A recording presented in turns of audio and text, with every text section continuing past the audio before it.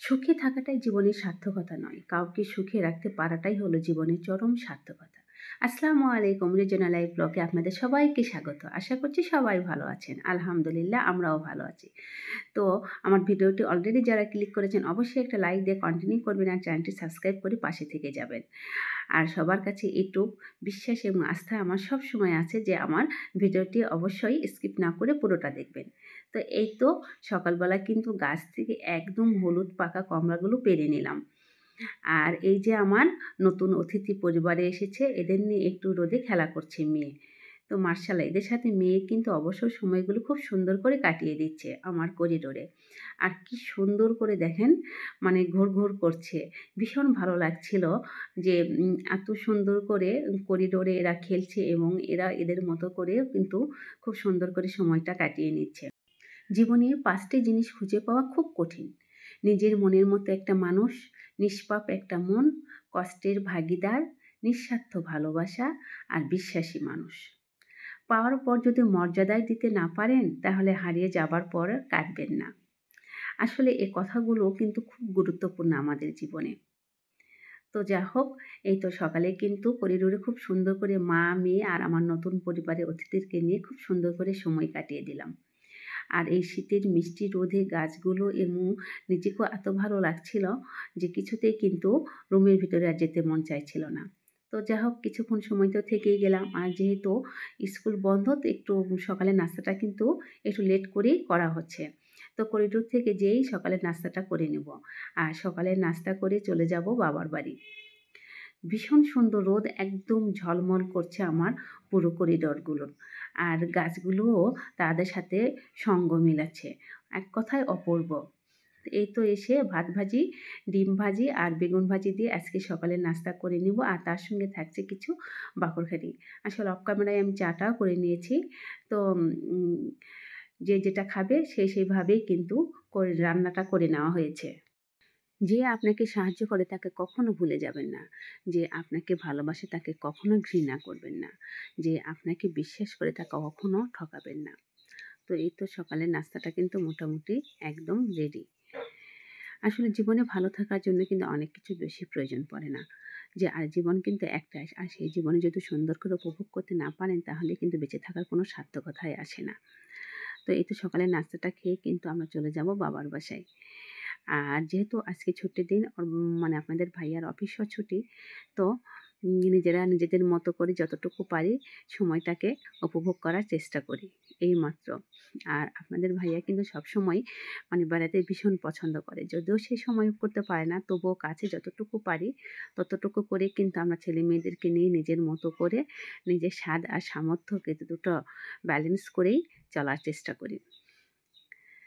তো এই তো ভাত ভাজি, বেগুন ভাজি আর ডিম ভাজি সকালের নাস্তা হয়ে গেছে। আর ছেলে তো বাকরখালি খাবে চা দিয়ে, তাকে সেটাও করে দিয়েছি।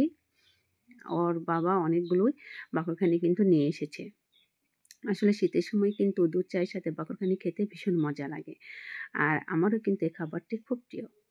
তো চলে এলাম কিন্তু বাবার বাড়িতে। তো এসে দেখি মোরগ পোলাও একদম রেডি। মানে দেশি মোরগ দিয়ে একদম ঝাল ঝাল বিরিয়ানি করা হয়ে গিয়েছে।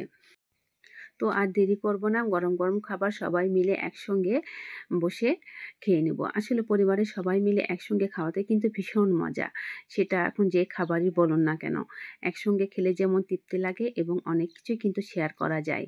তো এই তো দুপুরে খাবার খেয়ে একটু রেস্ট করে চলে এসেছি আমাদের জেলা পার্কে। পার্কটি আমার ভীষণ পছন্দের। মেয়েকে নিয়ে প্রায় আমরা এখানে আসি। আসলে এই যে পুকুর পাড়টাতে বসলে আমার এত ভালো লাগে। আর নারকেল গাছগুলোর প্রতিচ্ছবি পানিতে ভীষণ পছন্দ আমার। মানে নিজেকে হারিয়ে ফেলার মতো কিছুটা সময় এখানে আমি পার করতে পারি। আর মেয়েও মেয়ের মতো ঘোরাঘুরি করে অনেকটা সময় কাটিয়ে নেয়। ভীষণ ভালো লাগে। তো এই তো মেয়ে কিন্তু ওই পাশে খেলছে আর আমি কিন্তু পুকুর পাড়ে বসে আছি। আর আপনাদের ভাইয়া কিন্তু আমাকে কিছু মানে ভিডিওতে সাহায্য করছে। তো সব মিলে ৩ জন মিলে কিন্তু খুব মজা করি।